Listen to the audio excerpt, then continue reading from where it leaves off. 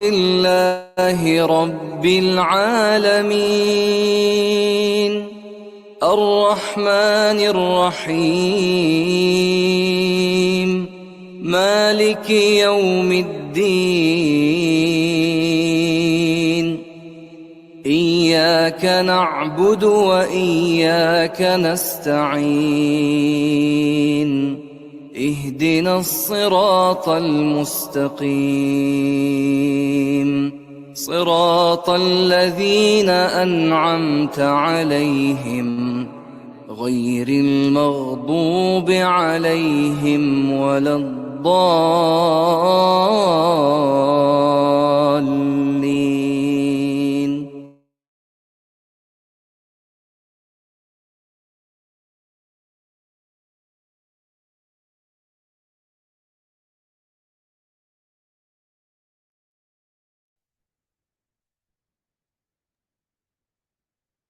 अस्सलाम वालेकुम कनीज साहब, इंशाल्लाह अब आप सेशन स्टार्ट कर दें। मैं थोड़ा सा आपका इंट्रोडक्शन मैं पार्टिसिपेंट्स को बता देता हूँ जो अभी तक ज्वाइन कर चुके हैं। अराउंड 15 पार्टिसिपेंट्स ने ज्वाइन किया है। अब्बास काइंडली फर्दर जो है पार्टिसिपेंट्स को भी आप इंटीमेट कर दें कि स्टार्ट हो गया है तो ज्वाइन करें ताकि सब लोग और ज़्यादा से ज़्यादा फ़ायदा उठा सकें इससे।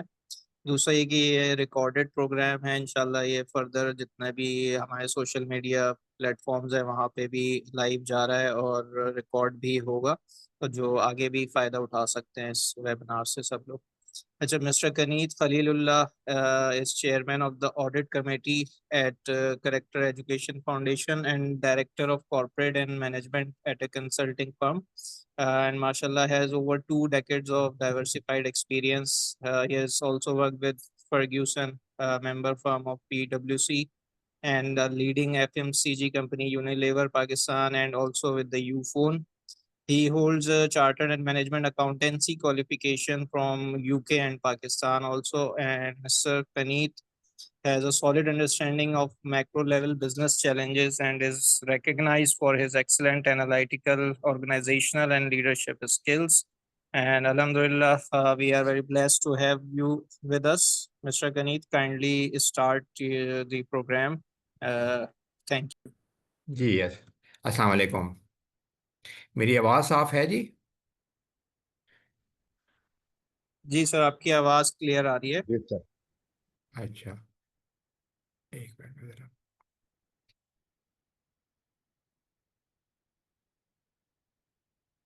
एक मिनट होल्ड कीजिएगा।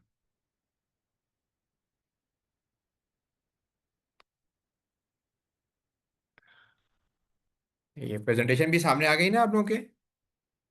जी सर, प्रेजेंटेशन हमारे बिल्कुल सामने आ रही है। ठीक है जी। मेरा नाम जी, इन्होंने तारुफ जैसे कराया, कानित खलीलुल्लाह नाम है जी मेरा।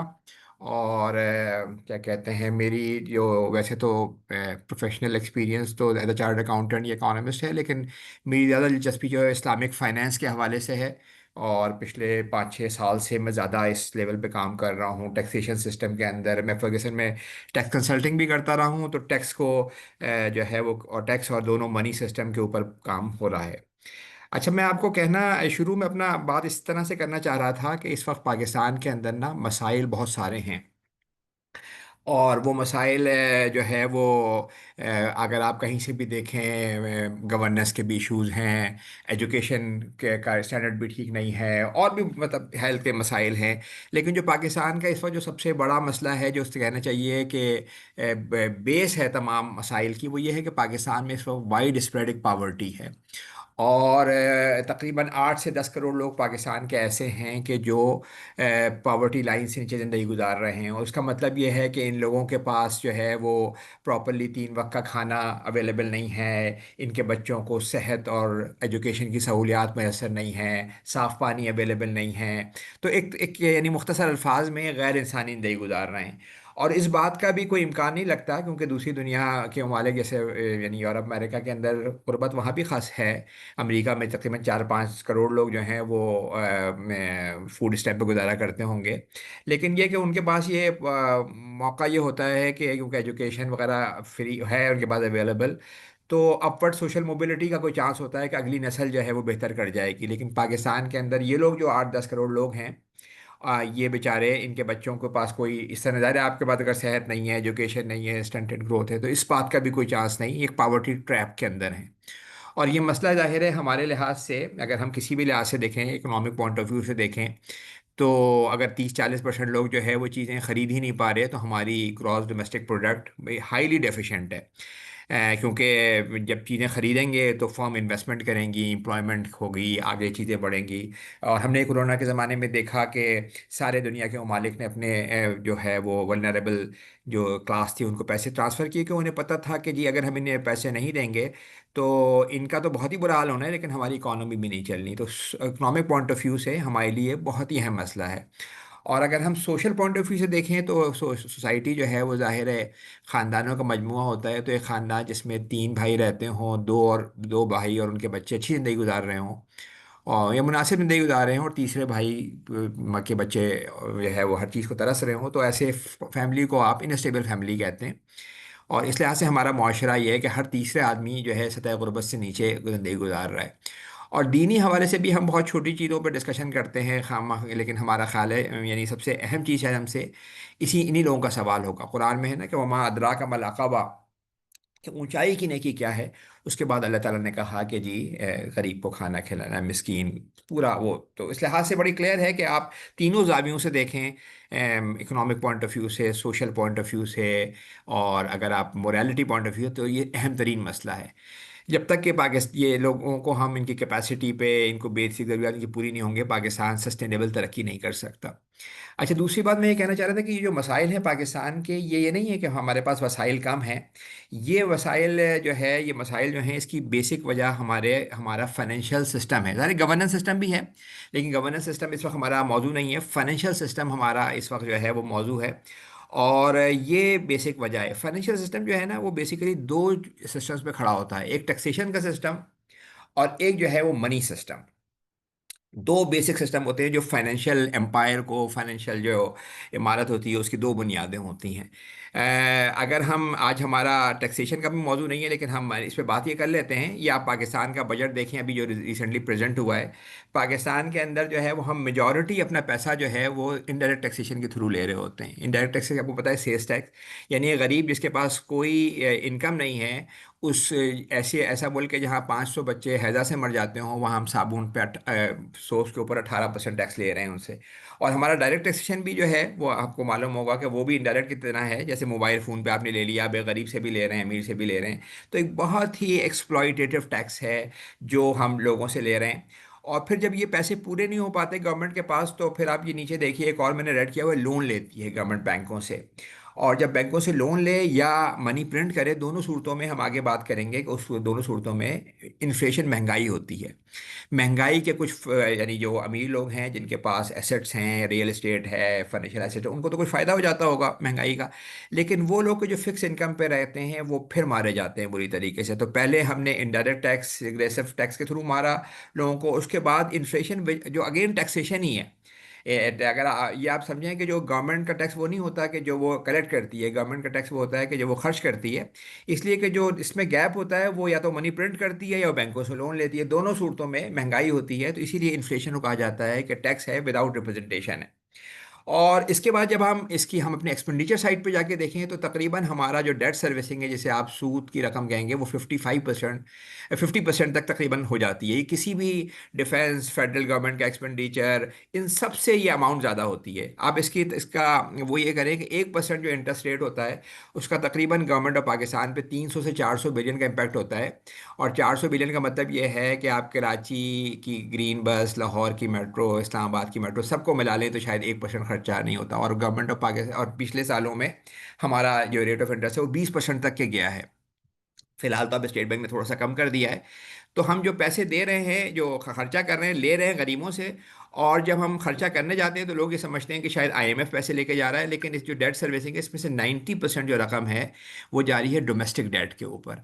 और वो डोमेस्टिक डेट क्या है, गवर्नमेंट अपने बैंक्स को देती है, बैंक्स अपने खातेदारों को देती हैं। हर महीने गवर्नमेंट ऑफ पाकिस्तान तकरीबन 400 बिलियन रुपए बैंकों से लेती है एक हाथ से, और दूसरे हाथ से उसको वो प्रॉफिट या इंटरेस्ट की सूरत में वापस कर देती है। हालांकि उनके पास जो उनका असल काम है, अगर आप उनका ये देखें, गरीब जो पाकिस्तान के 8-10 करोड़ है, उसमें वो नीचे आप देखिए 3 से 4% खर्च कर रहे हैं उन पे। हर गरीब आदमी को जो अगर आप महाना रकम निकालेंगे तो 500 रुपये की भी रकम नहीं है जो गरीबों पे खर्च की जा रही है। क्योंकि गवर्नमेंट का ख़जाना जो है वो पहला दिन जब शुरू होता है तो वो सूबों को देती है, और जो 18वीं तरमीम के तहत उसके बाद जब वो सूद देना शुरू करती है तो हर पैसे हर चीज़ के लिए उसे और कर्जे लेने पड़ते हैं। तो ये जो मनी और का सिस्टम है, या ये जो टैक्सेशन का सिस्टम है, ये हमारे लिए एक मेजर मसला बना हुआ है। अच्छा, अभी हम क्योंकि हम इसमें टैक्सेशन तो आज हमारा मेन मौजू नहीं है, लेकिन ये कि टैक्स ये हम इस वक्त हम ये बात करेंगे ये कर्ज़ों पे कैसे काम हो रहा होता है। हमें हैरानी होती है कि गवर्नमेंट ऑफ पाकिस्तान कैसे इतने कर्जे ले लेती है। तो मैं आपको थोड़ा सा इसकी वो बताऊंगा कि बैंकिंग सिस्टम जो है वो वर्क कैसे करता है। ये इसकी तारीख जो है, बैंकिंग की तारीख 16वीं 17वीं सदी में सबसे पहले इनिशियली ये सुनार जो हुआ करते थे, जो गोल्ड स्मिथ थे, ये इनिशियल ज़माने के बैंकर्स थे। लोग इनके पास जाके सोना रखवाते थे, गवर्नमेंट के इशू किए हुए सिक्के जो सोने के होते थे वो रखवाते थे, और ये उनको रसीदें इशू कर दिया करते थे। वो रसीदें जो है वो इनिशियल टाइम्स के नोट हुआ करते थे जिससे ट्रांजैक्शंस होती थी।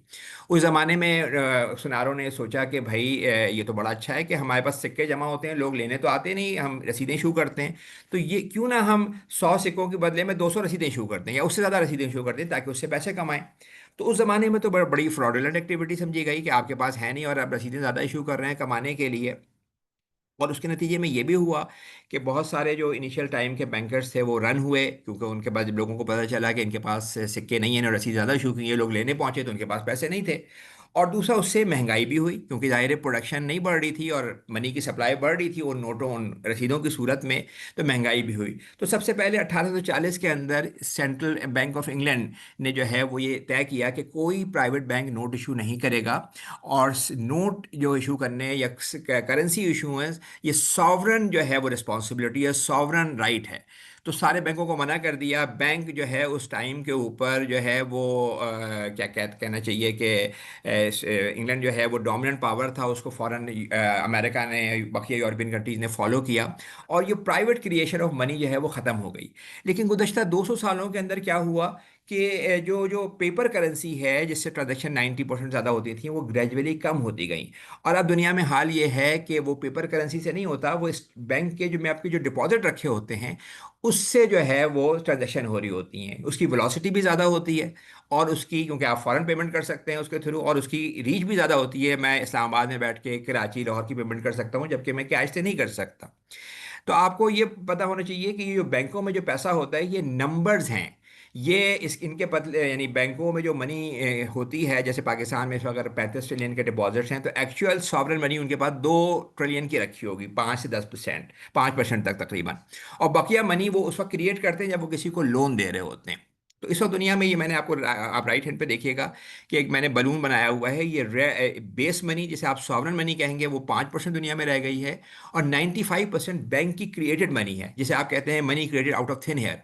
जब वो किसी को लोन देते हैं वो नई मनी क्रिएट होती है।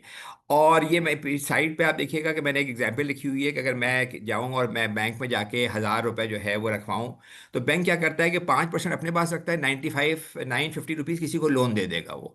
तो मेरे पास भी वो 1,000 रुपये है, 950 उसके पास भी चलेगा, डबल हो गई मनी। फिर उस 950 वाले जिसने लोन लिया है उसने जाहिर है अपने किसी मुलाजिम को पेमेंट करनी होगी, कोई और काम करना होगा, किसी वेंडर को देने होंगे। वो 950 जब किसी वेंडर को दिए उसने जाके बैंक में दोबारा डिपॉजिट किया, बैंक ने फिर 5% अपने पास रखा और फिर आगे 900 रुपये आगे फिर कर्जा दे दिया। तो मनी जो है वो इस तरह एक्सपोनेंशियली बढ़ रही होती है। With 5% reserve ratio bank can create up to 20x 20 times money. और ये मनी नंबरों की सूरत में होती है। और जाहिर है ये मिसकंसेप्शन है हमारा कि हमारा ये ख्याल ऐसा होता है कि कैश और शायद बैंक का डिपॉजिट एक ही चीज़ है। नहीं, जो कैश हमारे पास है ये सॉवरन मनी है, और जो बैंक के नंबर है वो नंबर्स के अंदर हैं, और बैंक क्रिएट कर रहा है विद फ्रैक्शन रिजर्व सिस्टम, और ये डबल एंट्री के सिस्टम के थ्रू हो रहा होता है। अच्छा, ये जो मैं बात कर रहा हूँ ये बात जो है वो कोई ये नहीं है कि कोई कहना चाहिए कि कोई कंस्पिरेसी थ्योरी है। ये मैंने आपके सामने जो है वो bank of England, bank of America, European bank सबके लिखे हुए, जहाँ बड़ा क्लियरली वो बता रहे हैं कि जब आप किसी को मॉर्गेज इशू करते हैं या किसी को कोई लोन देते हैं तो उस टाइम पे बैंक क्रिएट करता है। क्लियरली ये बैंक ऑफ इंग्लैंड कह रहा है कि मनी हम नहीं क्रिएट कर रहे, हमारी money creation is just 5%। Remaining जो 95% of the money is created by commercial bank when ever they issue loans.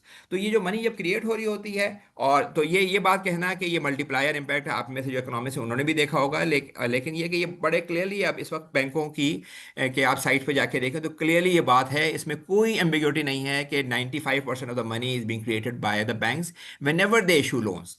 तो अच्छा, अब ये जब ये मनी क्रिएशन का बैंकों को आपने ये राइट दिया हुआ है कि with 5% reserve ratio they can create जो है वो 20x मनी। तो इसमें होता है कि बैंकों को जाहिर है कि प्रॉफिट्स भी चाहिए होते हैं, उनके अपने लोगों को बोनसेस भी चाहिए होते हैं, हाईली पेड इंडस्ट्री है, तो वो ज़्यादा से ज़्यादा लोन इशू करना चाहते हैं। लेकिन जब वो लोन इशू करते हैं तो लोन के साथ जब वो लोन इशू करते हैं तो side by side money create हो रही होती है। ये समझें कि एक सिक्का है जिसके दो रुख हैं, एक कॉइन है जिसके दो रुख हैं। एक साइड पे वो आपको लोन देंगे, एक साइड पे डिपॉजिट क्रिएट कर देंगे। तो वो मनी जब वो लोन दे रहे होते हैं उससे मनी की सप्लाई बढ़ती है, और जिसे आप इन्फ्लेशन ऑफ मनी कहते हैं। और जाहिर है अगर प्रोडक्शन जो है वो नहीं बढ़ रही हो, production of goods and services नहीं बढ़ रही हो, और मनी की सप्लाई बढ़ रही हो, तो उससे महंगाई होती है। और दुनिया भर में ये बड़ा इशू है। पाकिस्तान के अंदर पिछले 2-3 सालों में शायद हम 20% तक के मनी क्रिएट करते रहे हैं। हमारी जीडीपी शायद 2-2.5% से बढ़ रही है। तो महंगाई होती है, और उस महंगाई को बरकरार रखने के लिए सेंट्रल बैंक के पास क्या टूल होता है? इंटरेस्ट रेट का टूल होता है। वो ये कहते हैं कि जी हम आपको इस बात को बैक करने को तैयार हैं कि आपने 5% रिजर्व रेशो रेखा आगे लोन दे दिया, कोई आपको मसला हुआ तो हम आपको पैसे दे देंगे, लेकिन हम इंटरेस्ट रेट दे रहे हैं जिस पे हम आपको पैसे देंगे। और वो इंटरेस्ट रेट जो है वो पूरे, यानी जैसे आप डिस्काउंट रेट के हैं, पॉलिसी रेट के हैं, का वो ये इंटर बैंक रेट कह रहे हैं, वो सब करीब करीब ही होते हैं। उसके नतीजे क्या उसमें उस पे आपका आप वो अगर हम बढ़ाएंगे, अगर आपने ज़्यादा लोन इशू किया तो हम बढ़ा देंगे। और उससे क्या होगा कि आप लोन इशू नहीं कर सकेंगे, तो मनी की फैलाव या मनी की ग्रोथ कम होगी। और उससे फिर, और ये हमने पिछले 3 सालों में पाकिस्तान में देखा कि स्टेट बैंक ने इस बात के लिए कि इन्फ्लेशन ज़्यादा हो रही है, महंगाई हो रही है, उन्होंने 22% तक के रेट रखा, जिससे गवर्नमेंट का पूरा ख़जाना खाली हो गया। हमारा लोन डोमेस्टिक जो डेट है वो 30 ट्रिलियन से 3 सालों में मेरे ख्याल है 52-53 ट्रिलियन तक के पहुंच चुका है। तो ये बात के जी जो उनके पास टूल है वो क्या है? इंटरेस्ट रेट का टूल है, जिसके थ्रू वो कंट्रोल करते हैं, और उस पर सारे बैंकों के जो है वो क्या क्या उनके कॉन्टैक्ट जो है वो उससे लिंक होते हैं। अच्छा, फ्रैक्चरल रिजर्व सिस्टम का मसला क्या है? उसकी उसमें खराबियां क्या क्या हैं? अच्छा, ये बात जो है ना, ये जो मैं बात बता रहा हूँ, इसमें आप दुनिया में मतलब कई लोगों की आप बुक्स पढ़ लेंगे जिसमें आपको डिटेल में ये मालूम चल जाएगा। सबसे पहले तो ये है कि आप जो है डेट पे डिपेंडेंट हो जाते हैं। ये सामने मैंने आपके सामने स्लाइड लगाई है। गवर्नमेंट ऑफ पाकिस्तान हर महीने 400 बिलियन रुपए बैंकों से कर्जा लेती है। ये जो आप देखें ब्लैक लाइन है ना, ये करेंसी या मनी है। मनी के दो टाइप मैंने आपको बताया, कुछ कैश है 5-6 ट्रिलियन, बकिया बैंकों के डिपॉजिट्स हैं। और जो उसके साथ साथ गवर्नमेंट का डोमेस्टिक डेट चल रहा है। तो साथ साथ पिछले 10 सालों के अंदर जो दोनों चीज़ें 5 ट्रिलियन की थी वो, अच्छा ये पिछले साल का नंबर है, अब ये 47 से 52 पे पहुंच चुका है डेट हमारा। करेंसी भी 40 पे पहुंच चुकी है, मैंने इसको अपडेट नहीं किया, लेकिन ये बिल्कुल साथ साथ बढ़े जा रहा है। जो मैंने आपको बताया है कि हर महीने 400 बिलियन गवर्नमेंट लोन लेती है, और वो हर जब वो जाके अकाउंट्स में गिरता है तो उससे हम और आप महंगाई सहते हैं।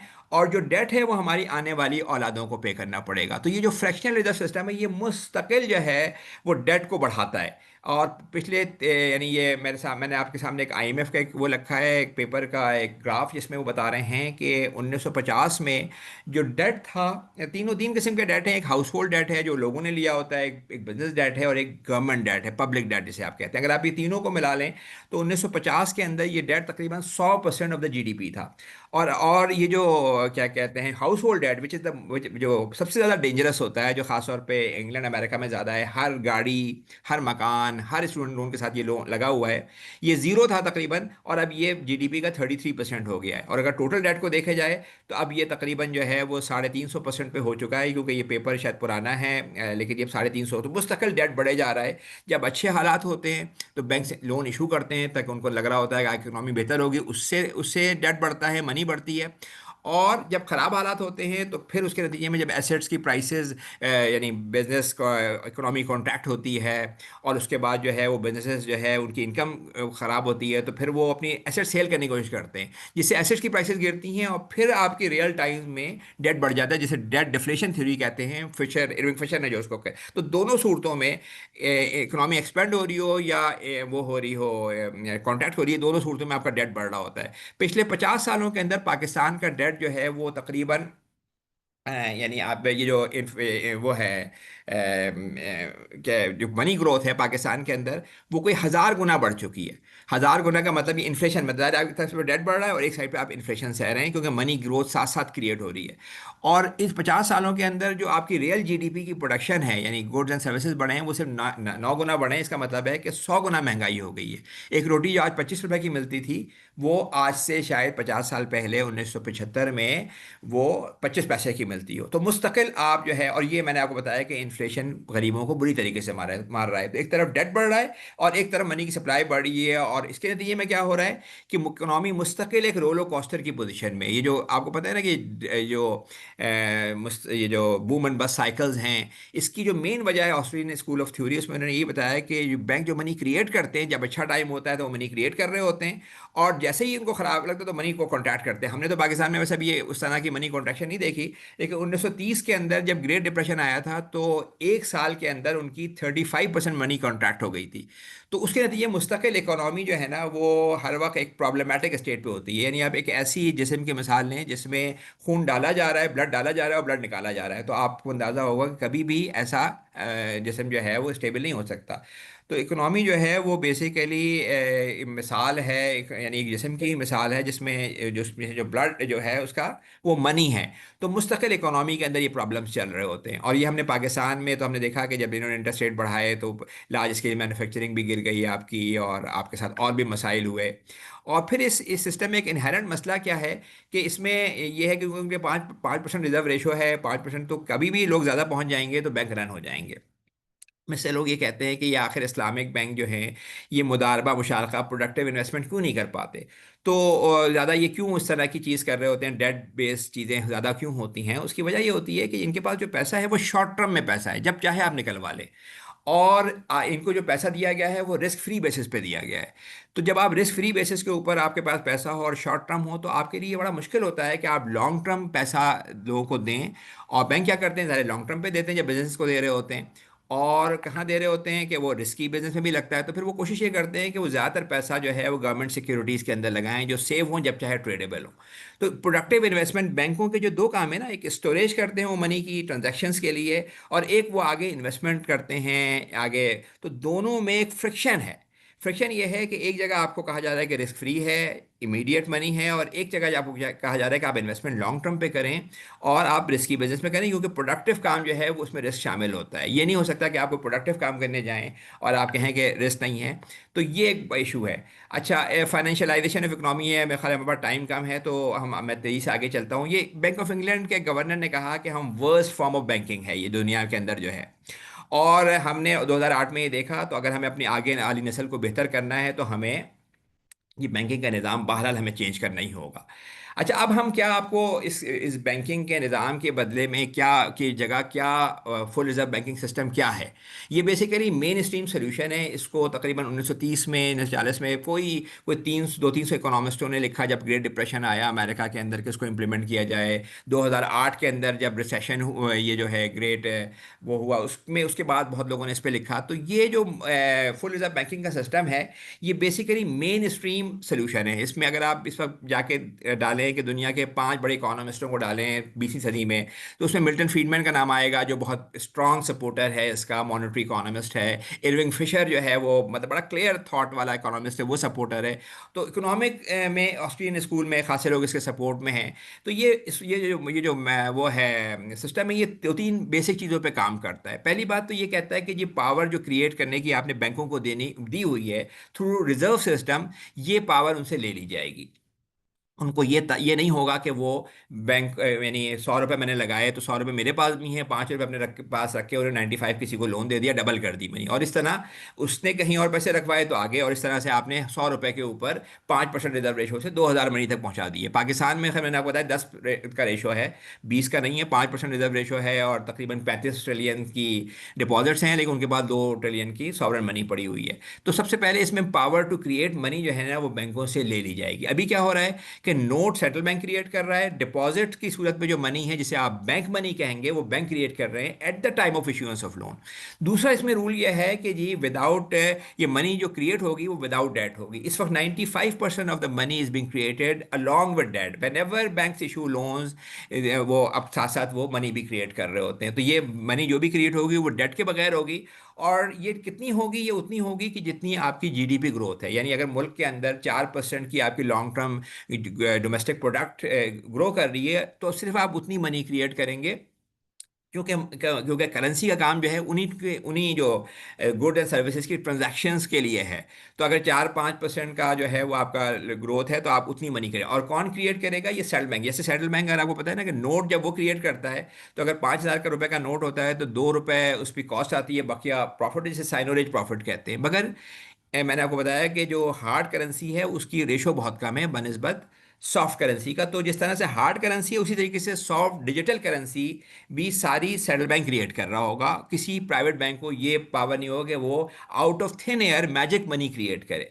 और इसमें जो है, इसमें जो इस सिस्टम के अंदर जो बेसिक बात है, बैंकों के जो दो काम हैं, डिपॉजिट्स की सेफ कीपिंग या ट्रांजैक्शन और आगे लोन देना, इन्वेस्टमेंट करना, इन दोनों चीज़ों को अलग अलग कर दिया जाएगा। अच्छा, इनको अलग करने का तरीका क्या होगा?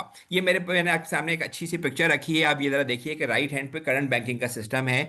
बैंकों के पास हमारे 90% डिपॉजिट जमा है, 10% उनका तकरीबन कैपिटल है। और इनके जो पैसे रखे होते हैं, इन्होंने तकरीबन 5% जो है वो सॉवरन मनी में रखा होता है, कैश और रिजर्व के अंदर। जो मैंने आपको बताया कि जो पाकिस्तान में स्टेट बैंक के रेगुलेशन के तहत 5% रखा होता है। 10% तकरीबन इन्होंने फिक्स एसेट में, इनकी बिल्डिंग्स हैं और बहुत सारे फिक्स एसेट्स होंगे, गाड़ियाँ शाड़ियाँ होंगी, वो 10% है। रिमेनिंग इनका जो है, यानी 10 और 15 को आप हटा दें तो 60% इन्होंने गवर्नमेंट्स को लोन दिया हुआ है in the form of treasury bills, in the form of government bonds, सुकूक।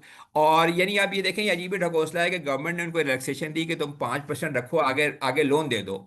और ये 90% जो है, यानी 60% लोन जो है वो गवर्नमेंट को ही दिए जा रहे हैं। और उससे कमा रहे हैं गरीब। गवर्नमेंट अपने गरीब आवाम का पेट काट के जो है इनको बैंकों को पैसा देती है। और हर महीने यही हो रहा है। फिर 25% इन्होंने तकरीबन बिजनेसेस को दिया हुआ है। ऑल्दो के पिछले 3 सालों में, जो अगर पाकिस्तान में जब रिजर्व इंटरेस्ट रेट ज़्यादा थे तो जो लोन में इंक्रीज हुआ है, 98% गवर्नमेंट की तरफ गया है। सिर्फ 2% जो है वो प्राइवेट सेक्टर की तरफ गया है, क्योंकि ज़ाहिर है इतने हाई रेट के ऊपर वो लोन नहीं ले सकते थे। तो फुल रिजर्व के अंदर एक बेसिक रूल है कि 5% रिजर्व रेशो जो बैंक का है, 5% नहीं रहेगा, वो 100% हो जाएगा। जैसे ही आप 100% रिजर्व रेशो करते हैं, इसका मतलब ये है कि अगर मेरे हबीब बैंक में 10 लाख रुपए पड़े हुए हैं तो हबीब बैंक ने अभी 50,000 रुपए 5% या तो कैश में रखा है या उन्होंने स्टेट बैंक के अकाउंट में रखा है। दोनों सॉवरन मनी की सूरतें हैं। तो इसमें उनको, हबीब बैंक को, पूरा जो है वो 10 लाख रुपए हैं तो 10 लाख रुपए उनका स्टेट बैंक में अकाउंट होना चाहिए। सही है? जितने आपके डिपॉजिट्स हैं उतना ही स्टेट बैंक में या तो कुछ कैश होगा। कैश तो जाहिर है 5-4% होगा, इतनी कैश की रिक्वायरमेंट नहीं होती। लेकिन जो उनके पास स्टेट बैंक के अंदर सिमिलर अकाउंट होना चाहिए। तो जैसे ही आप ये रिक्वायरमेंट करते हैं कि 5 से 100% रिजर्व रेशो पे जाते हैं, तो बैंक अपना अकाउंट कैसे बढ़ाएगा? बैंक ज़ाहिर है कि अब मुझे अगर बैंक में अकाउंट में अपना अकाउंट इंक्रीज करना होता है तो मैं जाके कैश जमा कराता हूँ। कैश तो बैंक के पास बहुत थोड़ा सा है, 2-3% है, और वो उन्हें वही तो लेके 100% पे जाना है। तो उनके पास जो गवर्नमेंट के बॉन्ड्स हैं, ट्रेजरी बिल्स हैं, सुकूक हैं, ये सारे ये जो है ट्रांसफ़र हो जाएंगे सबसे पहले from commercial bank to central bank. और इसके नतीजे में क्या होगा कि बैंकों का जो रिजर्व रेशो है 5 से वो 65-70 तक चला जाएगा। और state bank is a pocket of central government. वो चाहे तो उसको बैंकों को कैंसिल, यानी लोन्स को कैंसिल कर दे, उन लोन इरिडीमेबल हो जाएं, जीरो डेट हो जाएं। मतलब पाकिस्तान का जो 75% जो डेट है, डोमेस्टिक डेट, वो एक रिक्वायरमेंट से ख़त्म हो जाता है। लेकिन अभी आप ये देखिए कि ये रिक्वायरमेंट 100% की ज़्यादा है। तो शुरू में फिर सेंट्रल बैंक इनको कुछ लोन देगा 100% रिजर्व रेशो करने के लिए, जिससे हम नॉन बैंकिंग जो हमारा लोन है तकरीबन 10 ट्रिलियन का, वो पे ऑफ होगा। ये जो चीज़ है कि पाकिस्तान का पूरा लोन इसमें ख़त्म हो रहा है, ये मैंने मॉनेटरी कमेटी के, आपने नाम सुना होगा, असद जमान, कई मैंने फर्म्स के लोगों को दिखाया हुआ है। बड़ा क्लियर है कि एक पॉलिसी से हम पूरा पाकिस्तान का डोमेस्टिक डेट, जो यहाँ पे 50-60% ऑफ द इंटरेस्ट जा रहा है, वो ख़त्म हो जाएगा। फिर लोग ये कहेंगे कि भाई ये तो आपने कर दिया, बैंकों का काम कैसे चलेगा? तो बैंकों में जो जो उनका डिपॉजिट सेक्शन होगा, उस वो तो जाहिर है कि उसको, उसके बाद दो सूरतें हैं। या तो वो 1% उनको स्टेट बैंक उनको दे दे, इस वक्त 35 ट्रिलियन का डिपॉजिट है और 350 बिलियन उनको उनको फीस पे कर दे या वो लोगों से चार्ज कर दें। यानी अगर मेरा मेरा जो है वो हबीब बैंक में ₹1,00,000 का अकाउंट है तो हबीब बैंक साल में मुझसे ₹1,000 ले, और वो उससे सर्विसेज दे जा रहे हैं, वो मुझे सर्विसेज दे रहा है, तो उसके नतीजे के अंदर क्या होगा कि उनकी जो डिपॉजिट सेक्शन है उसकी प्रॉफिटेबिलिटी बरकरार रहेगी। आज बैंकिंग का जो प्रॉफिट है वो तकरीबन 600 बिलियन के आस 600-700 बिलियन होगा मेरा ख्याल है आफ्टर टैक्स। तो डिपॉजिट सेक्शन 350 बिलियन का अपना ग्रॉस रेवेन्यू कर रहा है। और उसके अलावा जाहिर है इनके पास वो भी अपॉर्चुनिटीज होती हैं कि जब ये पेमेंट पे इनका कंट्रोल होता है तो उससे भी कुछ कमीशंस कर रहे होते हैं, उससे भी तो इनका काम तो चलेगा। दूसरा जो सेक्शन है इन्वेस्टमेंट सेक्शन, ये रियल काम कर रहा होगा, जो बैंकिंग का रियल काम है। अभी हमने बुक्स में ही पढ़ा है ना कि बैंक जो है वो डिपॉजिटर से पैसे जमा करते हैं और आगे जाके इन्वेस्टमेंट करते हैं। अभी ये नहीं हो रहा, बैंक इस वक्त पैसे जमा नहीं कर रहे, वो हवा में क्रिएट कर रहे हैं। आपने ₹1,00,000 जमा कराया, उन्होंने 95,000 उस पर क्रिएट किया और आगे दे दिए। ये इन्वेस्टमेंट सेक्शन क्या होगा, ये जो आपने पहले सुना होगा ना, पिकेक पाकिस्तान में था और बैंक थे, तो ये इन्वेस्टमेंट सेक्शन जो है वो बेसिकली प्रोडक्टिव इन्वेस्टमेंट कर रहा होगा। क्योंकि जब जो लोग भी जो डिपॉजिट सेक्शन में जो लोग होंगे, अब उनको पैसे इस जो यानी जो फुल रिजर्व के अंदर उन्हें कोई प्रॉफिट नहीं मिल रहा होगा बैठे बैठे, तो उनमें से बहुत से लोग होंगे जो कहेंगे जी हम इन्वेस्टमेंट करना चाहते हैं। तो जैसे फॉर एग्जांपल एक बेवा है, उसके पास ₹50 लाख हैं, उसने डिपॉजिट सेक्शन में रखे हुए हैं पैसे, उसको ट्रांजैक्शन के लिए तो काफ़ी हैं, मगर उस पर कोई उसको रिटर्न नहीं मिल रहा। तो वो कहेगी कि भाई आपके सिस्टम में तो मुझे ये नहीं मिल रहा। हालांकि हम उसको बताएंगे कि इसका फ़ायदा आपको ये है कि अभी आपकी जो है परचेजिंग पावर हर साल में 20% से गिर रही है, क्योंकि मनी की सप्लाई बढ़ रही है। इसमें आपकी परचेजिंग पावर नहीं गिरेगी, क्योंकि हम मनी की supply private banks money loan के थ्रू उस तरह नहीं क्रिएट कर रहे होंगे।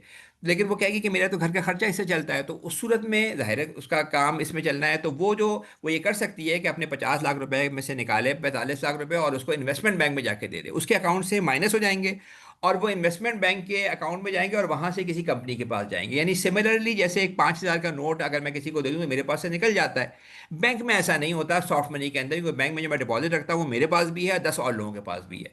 तो इन्वेस्टमेंट सेक्शन रियल काम कर रहा होगा, जो रियल प्रोडक्शन, जो बैंकिंग का असल काम है, रियल प्रोडक्शन में इन्वेस्टमेंट कर रहा होगा और उससे जाहिर है वो पैसे कमा रहे होंगे। तो ये दो अगर आप ये सेक्शंस बना के, एक इन्वेस्टमेंट सेक्शन होगा जो इन्वेस्टमेंट का काम है और एक आपका मनी सेक्शन है, और आपने डेट और मनी को अलग कर दिया। ये मेरे नंबर्स हैं कि बाद में मैं आपके साथ शेयर कर लूंगा, जिसमें पूरा पता चल रहा है कि पाकिस्तान का 2024 के मैंने पूरे बैंकिंग इंडस्ट्री के भी नंबर डाले हुए हैं और स्टेट बैंक के भी नंबर डाले हुए हैं, कि जिसमें आपको ये मालूम चलेगा पूरा पाकिस्तान का डेट खत्म हो जाएगा। अगर कोई सवाल जवाब में होगा तो मैं आपको दिखा दूंगा कि किस तरह से ये खत्म हो रहा है।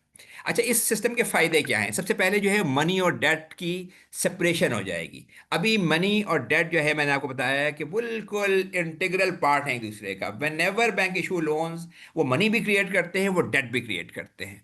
तो इसमें जो है वो आप बिल्कुल क्लियरली मनी, सॉफ्ट मनी जिस तरह से हार्ड मनी है उस तरह सॉफ्ट मनी होगी, क्रिएटेड बाय स्टेट बैंक, और वो आप पेमेंट्स के लिए यूज़ कर सकते हैं, आप इन्वेस्टमेंट के लिए यूज़ कर सकते हैं, मगर आपके अकाउंट से निकल जाएगी। अगर आप इन्वेस्टमेंट के लिए करते हैं तो वो किसी कंपनी के अकाउंट में जाएगी और वो वहाँ से किसी इंप्लॉय की वही सेम मनी मूव हो रही होगी जिस तरह से हार्ड मनी मूव हो रही है, क्योंकि बैंकों को 100% रिजर्व जो है वो स्टेट बैंक के पास रखना है, वो मनी एक्सपेंड नहीं कर सकते।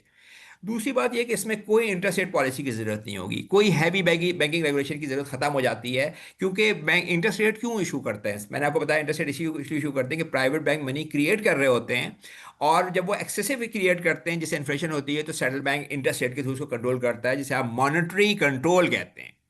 तो इसके अंदर और रेगुलेशंस किस लिए होते हैं? इसीलिए होते हैं कि भाई बैंकों को आपने याद दी हुई है कि भाई तुम ₹100 अपने पास रखो, लेकिन उसमें से 95% लोन दे दो, तो पीछे से हम तुम्हें सपोर्ट करने के लिए मौजूद हैं, रेगुलेशंस बनाए हुए हैं।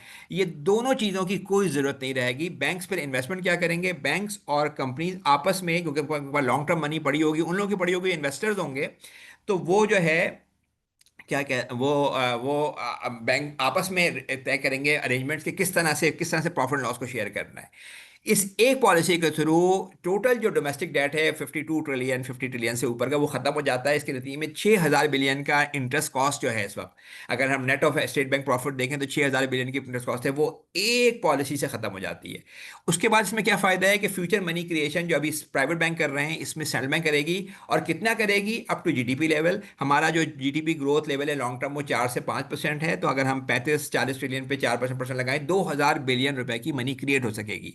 और ये मिल्टन फ्रीडमैन जो सबसे बड़ा मॉनेटरी इकोनॉमिस्ट है, उसका व्यू ये था कि टैक्सेशन के साथ साथ मनी क्रिएशन अगर स्टेट करती है तो ये उसके लिए हर साल की इनकम है। तो आप ये देखिए कि एक पॉलिसी के थ्रू आपने 6,000 बिलियन का इंटरेस्ट खत्म कर दिया, 2,000 बिलियन की आपने मनी क्रिएशन की वो ले ली।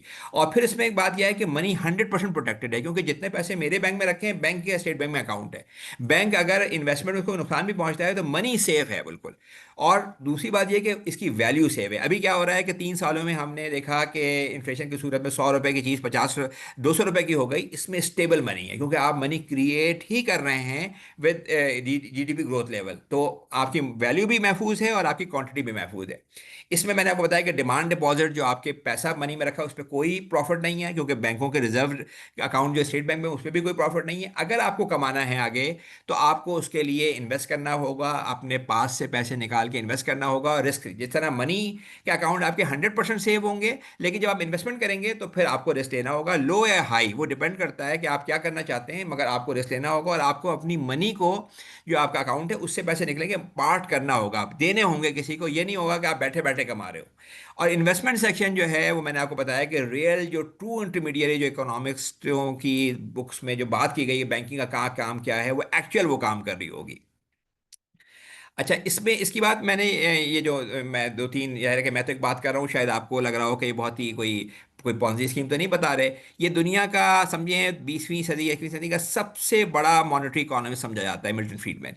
इसने ये कहा कि, इससे पूछा गया कि भाई इसको इंप्लीमेंट करने में कोई मसला तो नहीं है। उसने कहा there is no technical problem in achieving a transition from present system to 100% reserve easily, fairly, speedily and without serious repercussion on financial and economic market. उसे कहता है कोई मसला नहीं है, आज आप तय करें, स्टेट बैंक को कहे कि जी हम 5% रिजर्व रेशो से 100% जाना है। सिंपल काम ये होगा कि जो गवर्नमेंट बैंकों के बाद जो ट्रेजरीज पड़ी हुई हैं वो स्टेट बैंक के पास आ जाएंगी, और उसके बाद आपको रियल काम करना होगा। एक आपका डिपॉजिट सेक्शन होगा, एक आपका इन्वेस्टमेंट सेक्शन होगा कोई। और ये भी आप कर सकते हैं कि स्टेट बैंक है 5 से पहले 25% करे, 25 से 50 करे, और एक साल के अंदर 100 पे कर दे। जितना जितना आप करते जाएंगे उतना पाकिस्तान का डेट खत्म होता जाएगा, उतनी मनी क्रिएशन की पावर खत्म हुई। उससे पूछा गया कि भाई ये इतनी आप अच्छी चीज़ बता रहे हैं तो इसका ये क्यों वो नहीं हो। उसने कहा कि वेस्टेड पॉलिटिकल इंटरेस्ट है, कि लोग जो हैं जिनको जिनका फ़ायदा है, हम और पब्लिक, उनको समझ में नहीं आ रहा, और जो उनका जो इसका फ़ायदा उठा रहे हैं उनके वो उसको कंफ्यूज भी कर देते हैं। तो वो कहता है कि वेस्टेड पॉलिटिकल इंटरेस्ट है जिसकी वजह से इसको अचीव करना मुश्किल हो रहा है। फिर ये इरविंग फिशर ये है जो मैंने आपको दूसरा नाम लिया कि ये दुनिया का सबसे क्लियर इकोनॉमिक थिंकर समझा जाता है कि, और इसका बड़ा नाम है, आप डालेंगे 20वीं सदी के बड़े। तो उससे पूछे, उसने बताया अपनी बुक से लिखी 100% मनी, उसने बताया कि इसके फायदे क्या हैं। सबसे पहली बात उसने सबसे बड़ी बात ये बताई कि डिप्रेशन खत्म हो जाते हैं। जो मुस्तकिल इकोनॉमी में ऊपर नीचे एक एक्सी रूलो कोस्टर चल रहा है, 2 साल अच्छे 1 साल खराब, ये चीज़ें खत्म हो जाती हैं, क्योंकि मनी आप बिल्कुल स्मूथली जितनी आपकी जीडीपी बढ़ रही है उस हिसाब से आप बढ़ा रहे होंगे। सेकंड बात वो ये बता रहा है जो मैं कह रहा हूँ कि गवर्नमेंट का डेट जो है सिग्निफिकेंटली खत्म हो जाता है, पेमेंट हो जाती है उसकी। तीसरी बात वो ये कहता है कि इन्फ्लेशन जो हो रहा है, महंगाई हो रही है एक्सेस मनी क्रिएशन की वजह से, वो खत्म हो जाती है। चौथी बात जो वो कहता है कि जो दो किस्म की मनी है जो इसमें कंफ्यूजन है, एक पब्लिक मनी है जो स्टेट बैंक ने क्रिएट की हुई है नोट की सूरत में, एक नंबर्स की सूरत में प्राइवेट की, ये दोनों की यूनिफिकेशन हो जाती है। अगर आप कोई बुक पढ़ते हैं, चाहे वो सॉफ्ट में पढ़ें चाहे हार्ड में पढ़ें, वो एक ही चीज़ होती है ना। मनी में ऐसा नहीं है, जो आपके पास बैंक में मनी है वो नंबर्स हैं, उसके पीछे 5% सॉवरन मनी है, लेकिन जो आपके पास कैश है वो स्टेट बैंक। तो वो कहता है कि ये दोनों जो है, दो बैंकिंग में कन्फ्यूजन है, ये खत्म हो जाती है। फिर पांचवी बात वो ये करता है कि जो लॉस फ्रेंचाइजी है, यानी अगर आप किसी भी लॉ में जाके देखें तो मनी क्रिएशन जो है वो स्टेट का पावर है। इकोनॉमिस्ट में दो किस्म के लोग होते हैं, जो स्कूल्स हैं, एक लिबरल्स हैं, एक जो हैं वो सोशल डेमोक्रेट्स हैं। लिबरल हर चीज़ में ये कहते हैं कि गवर्नमेंट को मार्केट को आज़ाद छोड़ना चाहिए, लेकिन खास आप हैरान होंगे कि वो मनी क्रिएशन को फिर भी वो यही कह रहे होते हैं कि मनी क्रिएशन स्टेट के पास होना चाहिए, क्योंकि ये जो है वो मार्केट्स को स्टेबल करती है। तो जो मैंने क्या बताया, मिल्टन फ्रीडमैन और फ्रेडरिक हाइक जो बड़े लिबर्टेरियन इकोनॉमिस्ट हैं वो इसकी सपोर्ट में थे। अच्छा, इसका जो मैंने जो मुझे ख्याल आया, वैसे तो मैं ज़्यादा टैक्सेशन पे ज़्यादा काम कर रहा था, ये 2013 में जो है वो एक मॉडल पेपर इशू हुआ है जो आईएमएफ का पेपर है, जिसमें दो इकोनॉमिस्टों ने अमेरिका का पूरा डाटा डाला है। इकोनॉमिक यही होता है ना कि डाटा वो डालते हैं, उसके नतीजे में देखते हैं क्या इम्पैक्ट हो रहा है, फिर उसमें कंप्यूटर मॉडल के ऊपर डाल के। तो दो बड़े इकोनॉमिस्टों में डाला है, जो IMF का रिसर्च पेपर उनकी साइट पे पड़ा हुआ है, और उसके नतीजे में वो देखते हैं कि अकॉर्डिंग टू द आउटपुट क्या था कि full reserve banking would significantly reduce business cycle volatility cause by rapid changes in bank due to credit risk. सबसे पहली बात तो अमेरिका में वो कहते हैं कि ये आपका जो मुस्तकिल बिजनेस वोलेटिलिटी है ये खत्म हो जाती है। एलिमिनेट बैंक रन, जो बैंक हर साल आपके 4-5 रन हो जाते हैं, खत्म हो जाते हैं, क्योंकि 100% money protected with sovereign money. A large reduction in both government and private debt, this the result. और लोग समझ होते हैं इससे कोई क्रेडिट सप्लाई कम हो जाएगी, क्रेडिट सप्लाई बढ़ जाएगी। देखिए इसमें इस वक्त पाकिस्तान में जो डेट है ना, 50 ट्रिलियन का बैंक गवर्नमेंट का डेट है, 10 ट्रिलियन का प्राइवेट डेट है, और हमारी खुशकिस्मती ये है कि जो हाउस होल्ड डेट है वो 1% GDP का है, बहुत कम है, जो सबसे खतरनाक डेट होता है। अमेरिका में अभी उन्होंने 1 से 5% इंटरेस्ट रेट किए थे, 2 साल चीखें लोगों के निकल गई। यहाँ पे अच्छी बात यह है कि लोगों ने रिलीजियस रीजन की वजह से लोन कम लिए, वो बैंक देते भी कम है। तो इस सिस्टम में गवर्नमेंट डेट तो बिल्कुल खत्म हो जाता है। जो प्राइवेट डेट है उसमें इजाफा, मतलब जो आप प्राइवेट डेट है इन्वेस्टमेंट के लिए इजाफा हो जाएगी, क्योंकि 10 ट्रिलियन तो अभी मौजूद है, वो तो मौजूद रहेगा। उसके अलावा जो डिपॉजिटर्स में से जो लोग पैसा इन्वेस्ट करेंगे, उससे जो हमने हिसाब लगाया है तकरीबन ये 70-80% जो है वो मनी सप्लाई प्राइवेट बैंक्स के लिए बढ़ जाएगी। और आपको हैरानी होगी कि मैक अमेरिका इज जो एडवांस कंट्री है, 26 ट्रिलियन की उनकी इकोनॉमी की GDP है, उसमें वो कहते हैं कि macro economic impact are impressive. The post transition economy exhibit a very large output gain of 10% of the GDP। इसका मतलब है पाकिस्तान की जहाँ इतनी डिप्रेस इकोनॉमी है वहाँ छत फाड़ के निकल जाए शायद आपकी GDP। तो ये बात। अच्छा, अब मैं इस बात पे आता हूँ कि फुल रिजर्व बैंकिंग आखिर क्यों इस्लामिक व्यू के करीब है। सबसे पहली बात यह कि मैं आपको ये बताना चाह रहा था कि इसमें जो अभी जो मनी क्रिएट हो रही है, जो जो बैंकों का मसला है, चाहे वो इस्लामिक बैंक हो चाहे वो कमर्शियल बैंक हो, दोनों के साथ मसला है कि जब वो किसी को लोन देते हैं वो नई मनी क्रिएट कर रहे होते हैं विद फ्रैक्शनल रिजर्व सिस्टम, क्योंकि दोनों पे अप्लाई हो रहा होता है। और जब क्योंकि वो मनी क्रिएट करते हैं तो फिर सेंट्रल बैंक उनको इंटरेस्ट रेट के थ्रू कंट्रोल करता है। हमें हैरानी होती है कि आखिर ये इस्लामिक बैंक के कॉन्टैक्ट ये स्टेट बैंक के रेट के साथ क्यों कनेक्टेड होते हैं। उसकी वजह ये होती है कि वो मनी क्रिएट कर रहे हैं और स्टेट बैंक उनको इंटरेस्ट रेट के थ्रू कंट्रोल कर रहा है। तो इसमें जो हमने पूरा अपना सिस्टम ही डेट पे चलाया हुआ है। तो और नबी करीम सल्लल्लाहु अलैहि वसल्लम ने, आपको पता है कि सल्लम ने कितनी डेट से पनाह मांगी है, हदीसों की हदीसें आपको मौजूद होंगी। तो इसमें जो है वो कोई डेट बेस्ड मनी क्रिएशन नहीं है। डेट और मनी को आपने अलग कर दिया, जो जिसे मैं कहता हूँ कि मॉडर्न फॉर्म ऑफ रिबा है कि आप हवा में मनी क्रिएट करें। शायद नबी करीम सल्लम के ज़माने में ना इंटरेस्ट रेट तो बहुत ज़्यादा था, जैसे कुरान में कहा है अज़ाफ़ा मुज़ाफ़ा, 100 और 200 गुना, दुगना और चौगुना। आज इंटरेस्ट रेट तकरीबन मनी सप्लाई यानी जितना इन्फ्लेशन है उसके आसपास ही हो रहे होते हैं। अमेरिका से लेके जापान तक इंटरेस्ट रेट ऑलमोस्ट, यानी बाज़ जगहों पर तो नेगेटिव इंटरेस्ट रेट है, इन्फ्लेशन ज़्यादा है और इंटरेस्ट कम है। लेकिन जो बड़ा मसला है वो ये है कि हर जो मनी क्रिएट हो रही है वो डेट के साथ क्रिएट हो रही है और वो कंट्रोल हो रही है इंटरेस्ट रेट के थ्रू। तो ये जो मॉडर्न फॉर्म का रिबा है ये इसमें ख़त्म हो जाता है फुल रिजर्व के अंदर।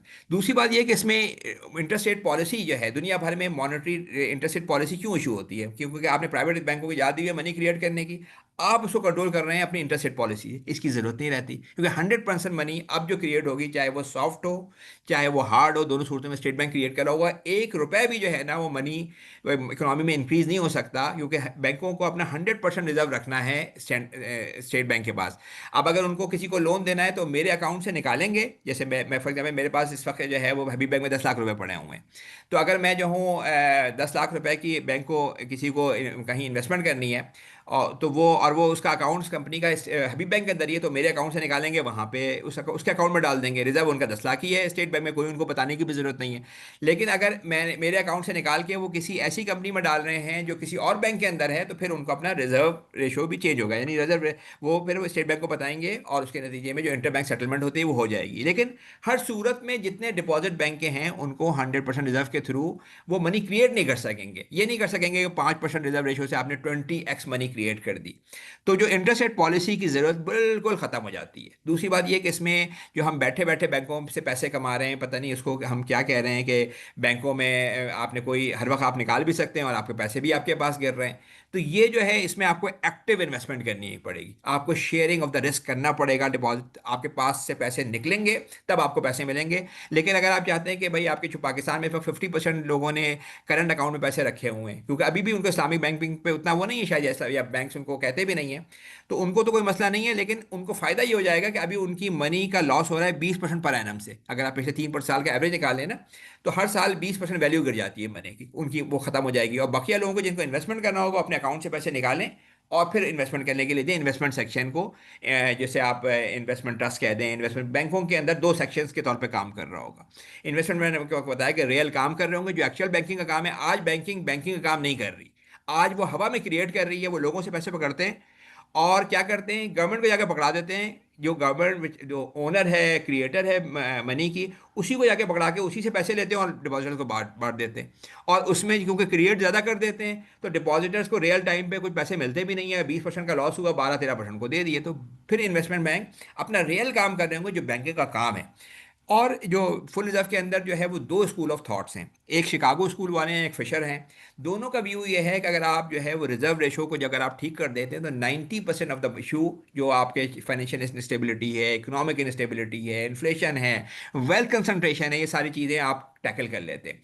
लेकिन जो 10% इशू बाकी रहता है कि बैंक आगे इन्वेस्टमेंट कैसे करता है।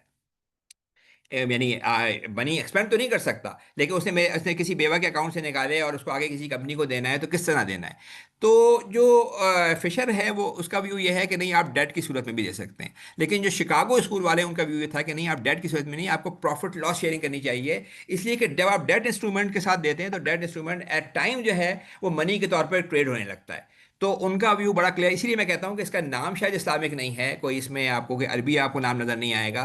लेकिन जो शिकागो स्कूल वालों का जो फुल रिजर्व बैंकिंग है, इसमें इसमें मनी क्रिएशन डेट के साथ नहीं हो रही, रियल गुड्स एंड सर्विसेज के साथ अटैच है। आगे इन्वेस्टमेंट जो है वो उसको रियल कामों में करनी है। और इसके पीछे बड़े इकोनॉमिस्ट हो जैसे मिल्टन फ्रीडमैन, फ्रेडरिक हायक, ये जो फिशर वगैरह का मैंने आपको बताया वो काम है। तो मेरा ये ख्याल है कि इस्लाम में जो कंसेप्ट है ना, वो असल में रूह का है, वो असल में नियत का है, वो असल में सब्सटेंस का है। जिसे अकाउंटिंग में हम कहते हैं ना सब्सटेंस क्या है, सब्सटेंस इसके अंदर इस्लामिक है कि आप हवा में मनी क्रिएट नहीं कर रहे, आप जो है वो पॉलिसी इंटरेस्ट रेट के साथ लिंक नहीं कर रहे, आप रियल मानों में, जो मैं आपको कह रहा हूँ कि अभी जो है बैंक्स नहीं कर सकते, इसलिए कि बैंकों के पास शॉर्ट टर्म मनी पड़ी हुई है with with risk free basis.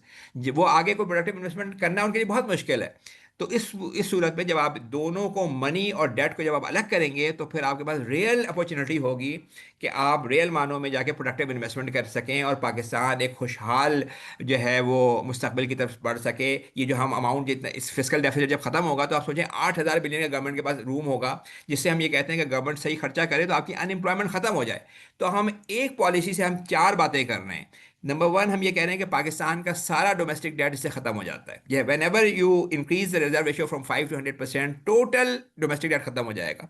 Secondly, जो आपका ह्यूज डेफिसिट है बस जो मेनली इंटरेस्ट की वजह से है, वो आपका खत्म हो जाता है।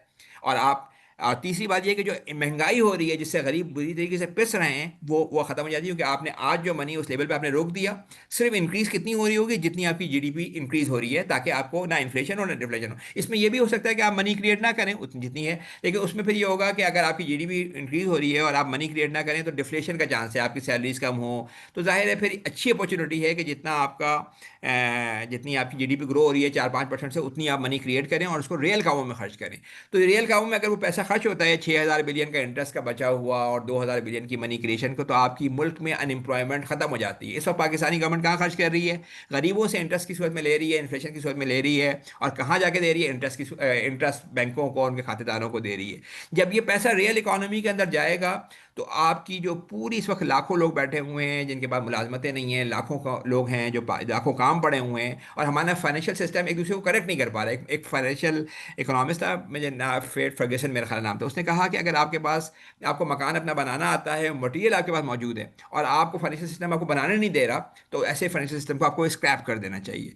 तो हमारा जो सिस्टम है, आज टैक्स का मौजूद तो नहीं था, आज मनी का सिस्टम था। अगर ये मनी के सिस्टम को अगर हम जो है वो ट्रू मानों में जो है वो चेंज करें, तो पाकिस्तान से आप डेट डेफिसिट, आप जो है वो इन्फ्लेशन और आप अनएम्प्लॉयमेंट का खात्मा कर सकते हैं। जज़ाकल्लाह जी, अस्सलाम वालेकुम।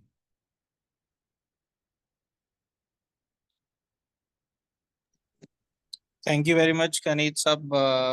Very nicely presented.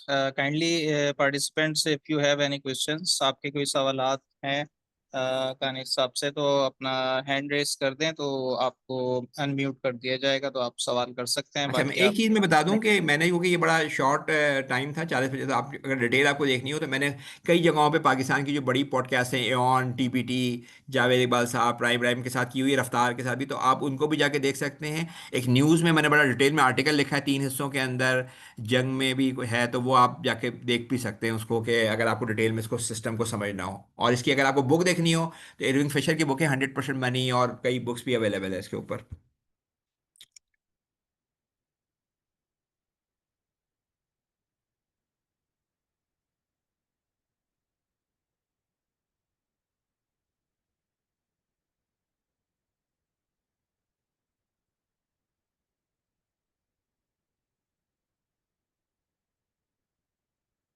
कोई सवाल नहीं होता तो इसका मतलब है सब समझ में आ गया, या कुछ समझ नहीं है।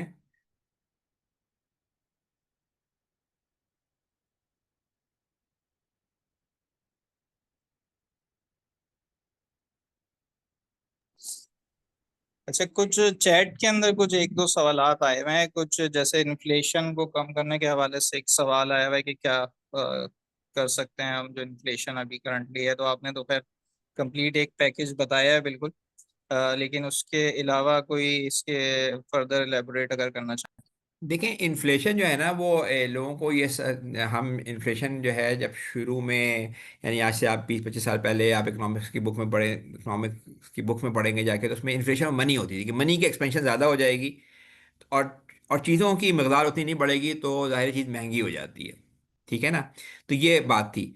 इस वक्त हम जो है इन्फ्लेशन तो देख रहे होते हैं ना, वो सीपीआई इन्फ्लेशन देख रहे होते हैं, चीज़ों की कीमतें कितनी बढ़ी। अच्छा, उनकी उनकी जो है वो एक वजह ज़ाहिर है, उसमें दो चीज़ें होती हैं, एक सप्लाई साइड होती है, एक डिमांड साइड होती है। सप्लाई साइड में अगर गेहूं की फसल आपकी अच्छी नहीं होगी, कोई और मसला हो गया, तो आपको वो पर्टिकुलर कमोडिटी महंगी हो जाएगी। डिमांड साइड की ये है कि आपने मनी सप्लाई बढ़ा दी। और इस वक्त दुनिया के अंदर जो है ना, मैं आपको बता रहा, पाकिस्तान के अंदर पिछले 150 सालों में 1,000 गुना मनी सप्लाई बढ़ी है।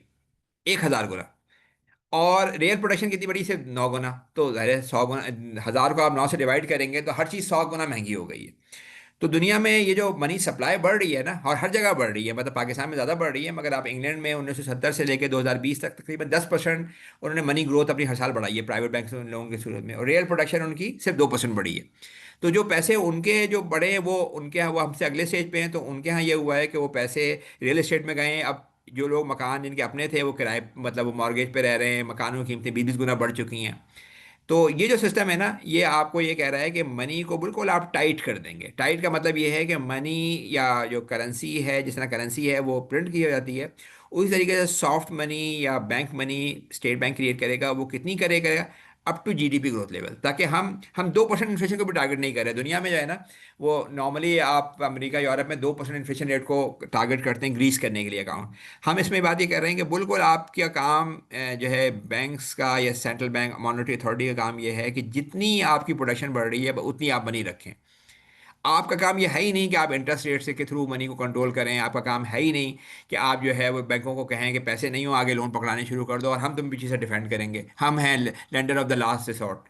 तो ये जो सारे काम अगर आप ख़त्म कर दें, सॉफ्ट मनी, और अभी आपको पता है कि अमेरिका के अंदर ये जो हम सिस्टम बता रहे हैं, अमेरिका के अंदर अभी स्टेबल कॉइन का जो आ रहा है, उसके अंदर ही उन्होंने यही जो है वो प्राइवेट इदारों को ये ऑप्शन दिया है कि भाई तुम करेंसी रखो डॉलर्स की, या जो है वो ट्रेजरीज रख लो, और उतने कॉइन तुम इशू कर दो, जिससे वो, जैसे आप मतलब वो मुकाबला करने के लिए जो बिटकॉइन वगैरह का। तो इस कंसेप्ट में हम ये बता रहे हैं कि मनी क्रिएशन जो है ना, वो अगर आप स्टेट बैंक की या रियासत की ताकत है। रियासत के पास ना 2-3 चीज़ें होती हैं, ज़ाहिर है उसको दिफा का उसका काम होता है, उसका काम जो है लॉ एंड ऑर्डर कायम करना है, जुडिशरी है उसका काम जो है वो। तो उसी तरीके से मनी क्रिएशन की पावर जो है ना, मनी वो स्टेट वो रियासत के पास होना चाहिए। और इस पे आपको, मैंने आपको बताया, हैरानी आपको होगी कि लिबरल इकोनॉमिस्ट जो हैं जैसे फ्रीडमैन, हायक, ये लोग इस बात के कायल हैं, जो बकिया कहते हैं कि भाई गवर्नमेंट को किसी चीज़ में नहीं इन्वॉल्व होना चाहिए। वो भी ये कहते हैं कि भाई ये पब्लिक गुड है, इसको, और जैसे ही आप ये चीज़ सेंट्रल बैंक के हाथ में लेंगे 100% रिजर्व के थ्रू, तो इसका मतलब ये है कि आप इफेक्टिवली आप जीरो इन्फ्लेशन को टारगेट कर रहे हैं डिमांड साइड की।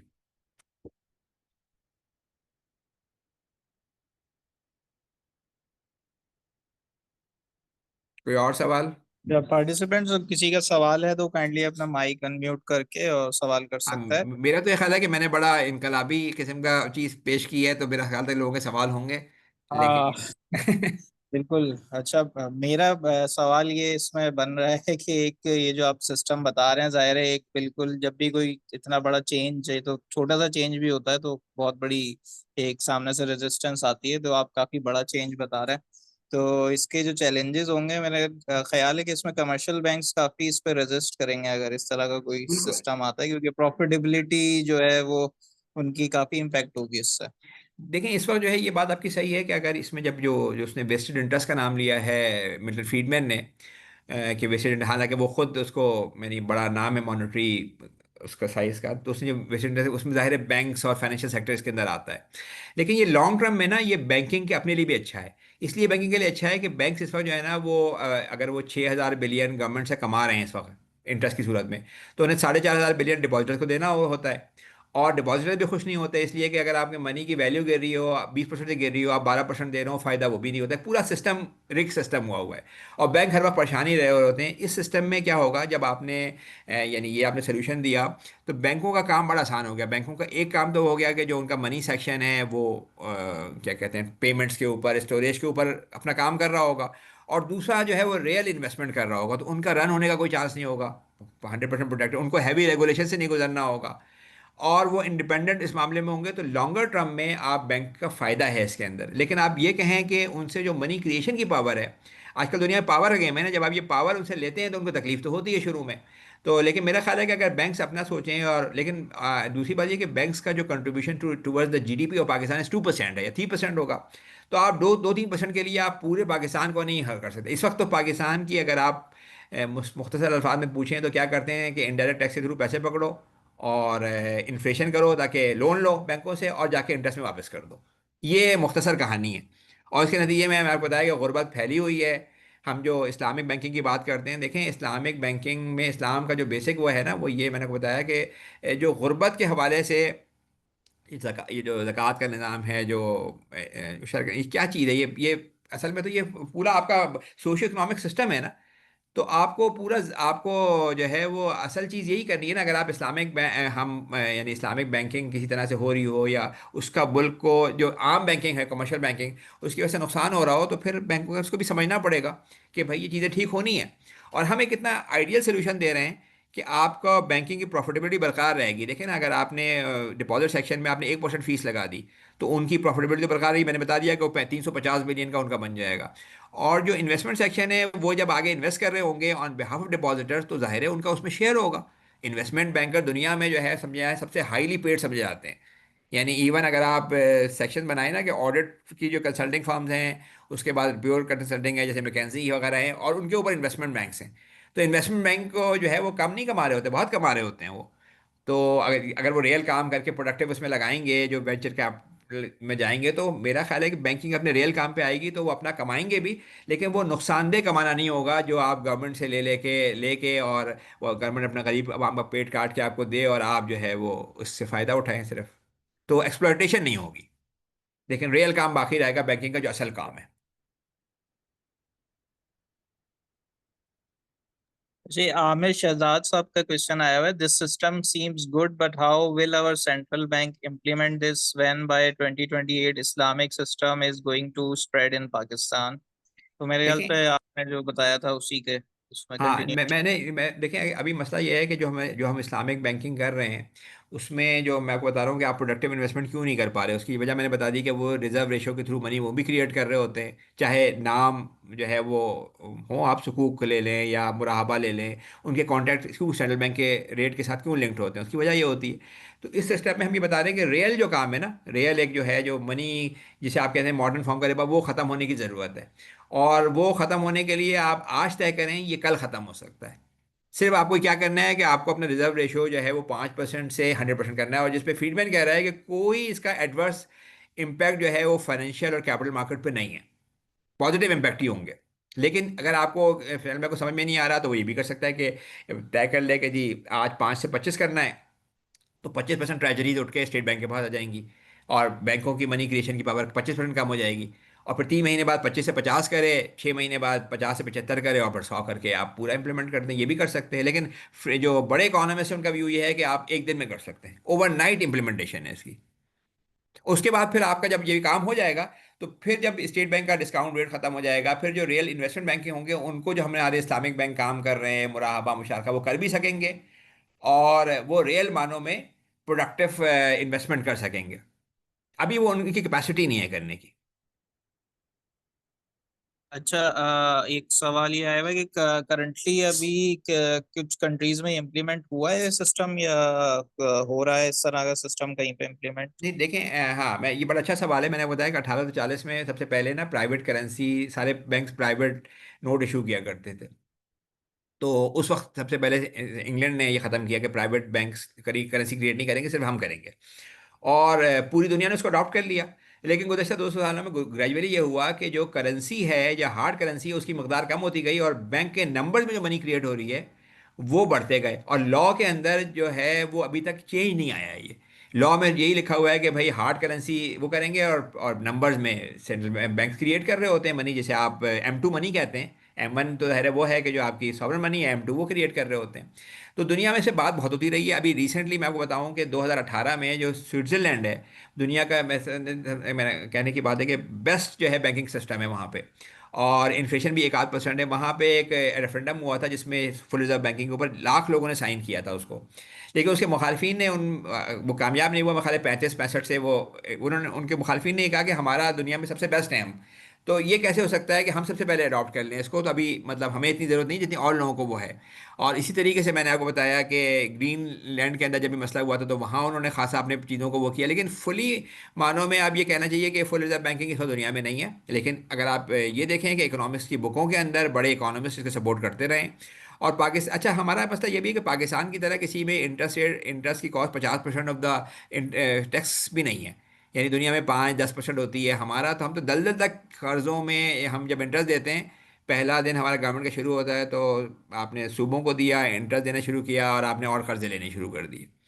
और तो इसकी इसकी टेक्निकल इसमें कोई प्रॉब्लम नहीं है।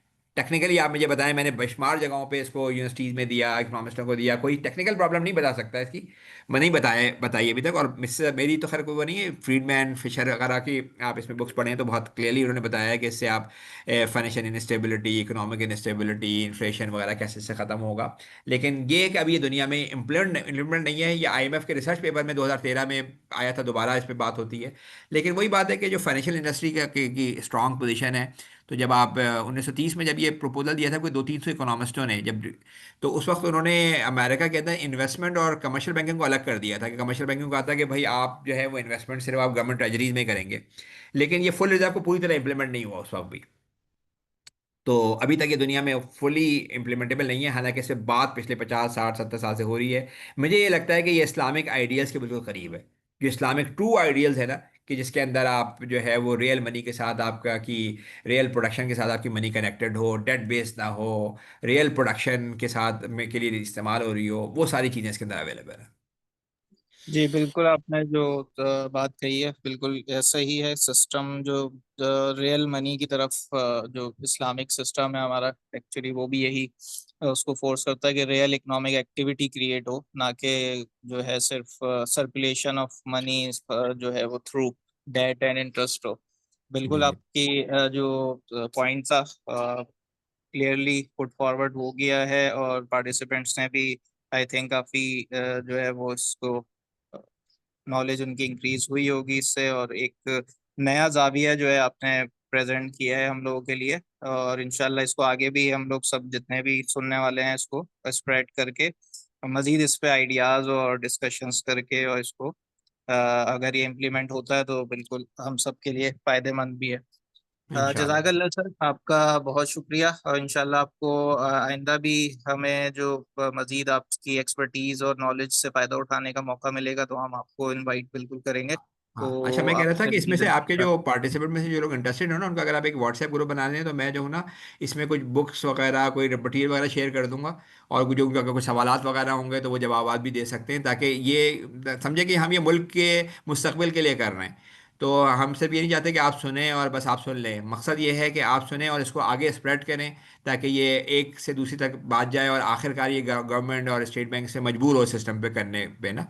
तो अगर आप लोग करेंगे तो मैं आपको कुछ मटेरियल, जो इस पे मटेरियल है, जैसे आईएमएफ का पेपर मैंने आपको बताया वो शेयर कर लूँगा, कुछ और बुक्स को शेयर कर लूँगा। तो जिन लोगों को भी दिलचस्पी हो, अगर वो लोग कोई एक व्हाट्सएप का ग्रुप बना लें, तो मैं उनके साथ शेयर कर लेता हूँ चीज़ें, और फिर जो अच्छा, सवालात होंगे उस पर भी जवाब दे सकते हैं। बिल्कुल बिल्कुल सर। ये अब्बास जो हमारे कोऑर्डिनेटर हैं प्रोग्राम, इनसे मैं रिक्वेस्ट कर देता हूँ कि एक ग्रुप भी बना दें, और ये पावर पॉइंट की आपकी स्लाइड्स हैं ये भी काफी लोग ये भी शेयर कर दूंगा, ये भी शेयर कर दूंगा बिल्कुल। वहां पे उसमें शेयर मैंने कर दें मैंने बाकी लोग दो भी। स्लाइड दिखाई थी, जैसे पूरे पाकिस्तान की बैंकिंग इंडस्ट्री के नंबर्स और स्टेट बैंक के नंबर्स आ रहे हैं, जिसमें क्लियरली पता चल रहा है कि कैसे पाकिस्तान का पूरा डेट जीरो हो रहा है, डोमेस्टिक डेट। तो वो भी उसमें शामिल है। मैंने डिस्कशन नहीं किया, टाइम कम था, लेकिन उस पर भी कोई सवाल हो तो वो भी बाद में पूछ सकते हैं। तो ये जो है, मैंने बताया असद जमान साहब हैं मॉनेटरी कमेटी में, कि वो रह चुके हैं, पाकिस्तान के बड़े इकोनॉमिस्ट हैं, तो उनसे मैंने लिख के कन्फर्मेशन ली हुई है, और कई लोगों को, मतलब बहुत लोगों को दिखाया हुआ है पिछले एक आध 1.5 साल के अंदर इसको, यानी 15-20 यूनिवर्सिटीज़ के अंदर प्रेजेंट किया हुआ है लोगों को, इकोनॉमिस्टों को। तो कहीं ये जो पाकिस्तान का डेट इसमें ख़त्म हो जाता है, इसमें कोई एम्बिग्योटी नहीं है। Thank you very much sir. इंशाल्लाह फिर हम ग्रुप क्रिएट करते हैं, वहाँ पे जितने भी इन लोगों के क्वेश्चंस या होंगे मजीद अगर, तो वो आपसे वहाँ पे भी कांटेक्ट कर लेंगे। जज़ाकल्लाह एवरीबॉडी, थैंक यू, अल्लाह हाफिज। थैंक यू जी, अस्सलाम वालेकुम।